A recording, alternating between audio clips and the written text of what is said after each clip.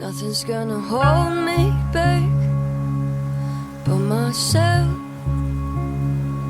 And if I take the fast train out, there's a story to tell. My name is Mark Costanzo. I'm a photographer from Freehold, New Jersey. And this is Concerts in the Studio. Along with my wife Elaine, we have nationally touring artists come in, do shows for people.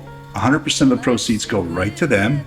And we have a great following and a great audience that really loves what we do. It's based upon a house concert, except it's in my photo studio. You know, when I heard about house concerts 20 plus years ago, people had them in their living room. And I just assumed, well, you know, people have them in the living room, I can do it in my studio. And naively, I think we thought, if it goes on their website, we're going to sell tickets, no problem, right? That's not the case. Right. That wasn't the case. And the other thing, too, we weren't going to host them in our home, where most people were doing that. Because we don't have any one room that would accommodate 25 or 30 people comfortably. The studio was an old garage that in 1997, 3 years after we moved in, we decided to create a photography studio for my work. But when this concert series came about, it became a dual function space. And of course, if they're coming here and doing a show, of course I'm going to do a portrait of them, which we've been doing for the last 20 years. As a young guy who liked to go to shows and decided to take a camera with them, I got into photography through music. I like to have something for myself, something that I can contribute to it. And the photography is something that I like to do. It's something for me. Well, I'm so grateful for Mark. It's amazing that he takes all of portraits of everyone he plays here. That, first of all, is a very nice thing to have as a performing artist, is getting a portrait of yourself. But two, it's just, he's so kind and reaching out. This is our second time playing this concert series over the past couple of years, and it's invaluable to have a place to be able to share our music in such an intimate way.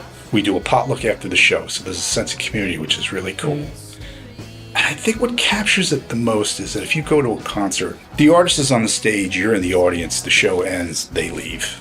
You know, that's most times. With this series, you're in the room. You're in the room with them. You share the same space. Like, people go to clubs, they go to bars, and are they really getting the true, focus of the audience there? Here, they are completely listening and engaged in the music. It's not a club.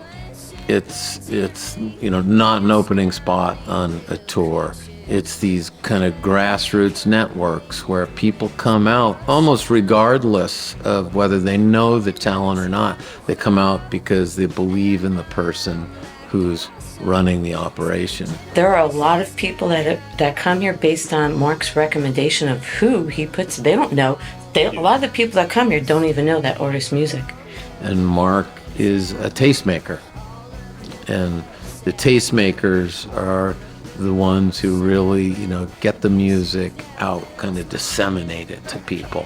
So the first few shows, the first year, something was missing.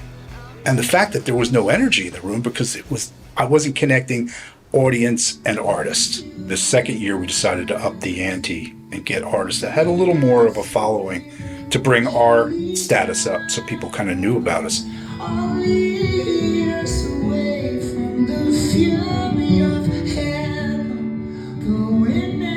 Nowadays, we can have a show every week. Probably get 3 emails a day, people wanting to play. I quickly figured out that my notoriety would grow. It takes time. You really have to cultivate that. People have to know you.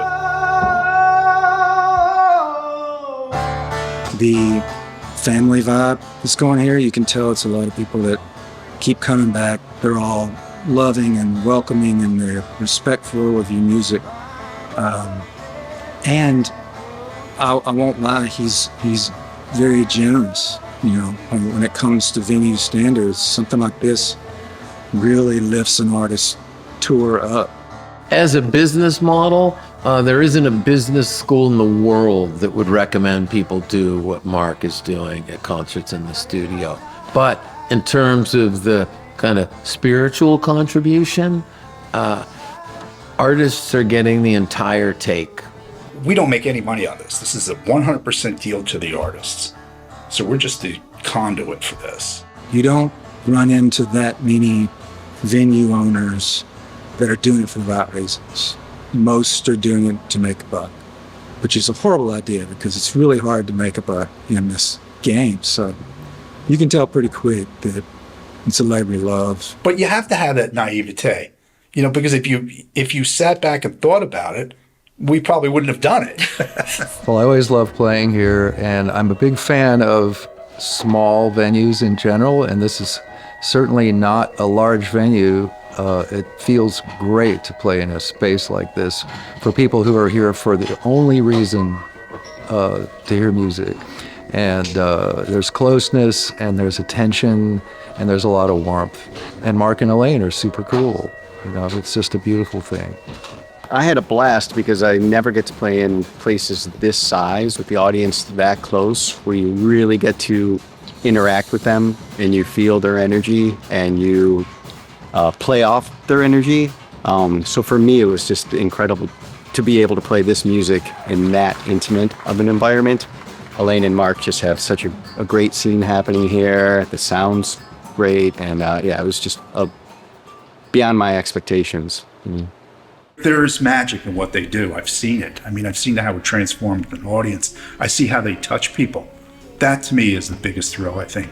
When an audience, 50 plus people are wrapped, intricately listening to what the musicians are doing, and they're moved by it. That to me I think it's the greatest thrill of what we do. Sound quality is extremely important to me. I equate it with going to a museum. If you went to a museum to look at works of art and the lighting wasn't good, you would feel something was amiss. You want to hear what the artist intended you to hear, and the production people also wanted you to hear. It's very important to me. So I really work hard to make sure the sound is good. Most people who do this probably don't do it for 20 years. It's not easy. There's a lot of work involved. It's a labor of love. Our kids were raised right through it. When I started, they were young. They were 13, 7, and 5. They were young kids, and they watched it grow. They became musicians themselves, and it's a good thing. The older we get, we realize, it's finite. Can we do this in 10 years? We don't know.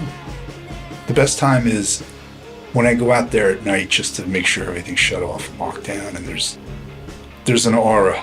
You can smell the people. They're still there. The spilled beer or whatever, it's still there, and it's just nothing like it.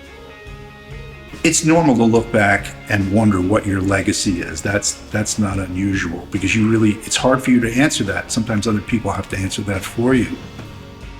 I think the thing we're most proud of is the community we've built. It's the sheer joy that people get when they come here. They forget their troubles for a few hours. They see people they haven't seen in a few weeks or maybe a few months. We've provided them a place and a community, and it's a pretty good thing. Sometimes it doesn't get any better than that.